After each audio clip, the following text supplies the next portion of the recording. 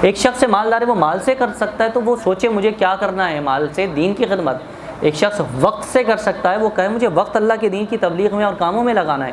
ایک شخص وہ طاقت سے، ہاتھ پیر سے کر سکتا ہے، وہ سوچے میں طاقت سے کر سکتا ہوں۔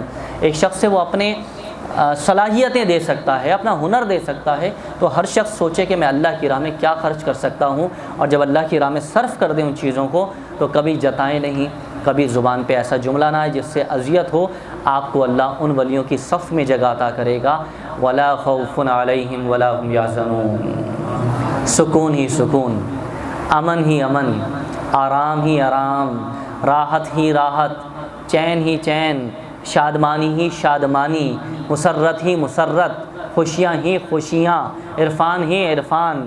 اللہ تعالیٰ وہ تطمئن اطمینان قلب عطا کر دے گا، لا خوف علیہم ولا هم یحزنون۔ یہ بہت بڑی نعمت ہے۔